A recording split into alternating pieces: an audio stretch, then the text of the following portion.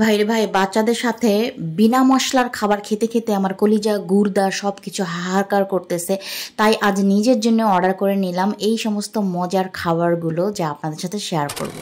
আসসালামু আলাইকুম সবাইকে, আমি মারিয়াম নাম্নী চলে এসেছি আজকে আবার ছোট্ট করে একটি ভিডিও নিয়ে। তো এটাকে ফুড ব্লগ বলা যায়, যেহেতু খাবার দাবার আছে। তো ভাইরে ভাই, সত্যি কথা বলতে আমি বাচ্চাদের জন্য রান্না করতে করতে বিনা মশলার খাবার ওদের সাথে আমি খেতে খেতে আমার মনে হয় কলিজা গুর্দা সব কিছু হাহাকার শুরু করে দিয়েছে যে একটু ভালো খাবার দাও, আমাকেও একটু ভালো খাবার দাও। তো শুধু বাচ্চাদের কথা চিন্তা করলে হবে না, মাঝে মধ্যে একটু নিজের কথা চিন্তা করতে হবে। তো কিছুদিন যাবত হচ্ছে আমার চোখের সামনে এই চটপটা খাবারগুলো ঘুরঘুর করতেছে, যেগুলোকে আমি দেখতে দেখতে দেখতে দেখতে মনে হয় যেন আমি চোখ দিয়ে খেয়ে নিব, এমন একটা অবস্থা। আর বেসিক্যালি আমাদের মেয়েদের তো আচার টাচার অনেক বেশি পছন্দ, তাই না? তো এইখানে 3টা ফুডের একটা কম্বো ছিল। একটা হচ্ছে গরুর মাংসের আচার, একটা হচ্ছে রসুনের আচার, একটা হচ্ছে চিংড়ির বালাচাও।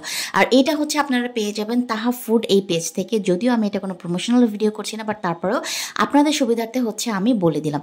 যাই হোক, প্রথমে কিন্তু আমি মাংসের আচারটা নিয়ে নিয়েছি। ও মাই গড, কি বলবো, আমি সবসময় শুনেছি মাংসের আচার, বাট আমি কখনো খাইনি। এই প্রথমবার খেয়েছি, আর এত এত এত টেস্টি, বলার বাইরে।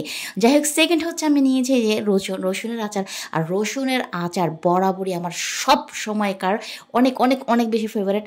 আর দেখেন না, আমি না কথা বলতে বলতে আমার না আবার আবার লোল পড়তেছে, এমন একটা অবস্থা, আমি কথাই বলতে পারতেছি না। তো যাই হোক, নাও হচ্ছে আমি নিয়ে নিব আমার সব চাইতে ফেভারিট চিংড়ির বালাচাও। তো আমি কিন্তু আপনাদের সামনে প্যাকেটগুলো খুলে নিয়েছি, দেখতে পাচ্ছেন। আর এই যে দেখেন, চিংড়ির বালাচার এত সুন্দর স্মেল আসতেছিল, কি বলবো, আমি খালি খালি খেয়ে নিতেছিলাম। পারলে আমি সব খালি খালি খেয়ে ফেলি। তো যাই হোক, খালি খালি তো খাওয়া যাবে না, আমার তো ভাত দিয়ে খেতে হবে। তো আমি এখানে পেঁয়াজ মরিচ কেটে রেখেছিলাম আগে থেকেই।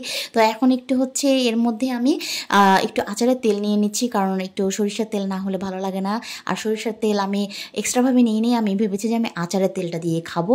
তো আমি আচারের তেলের সাথে বালাচাওটা মেখে নিচ্ছি। এত সুন্দর স্মেল আসছিল, দেখেন আমি মনে হয় যে মাথা ঘুরায় পড়ে যাব।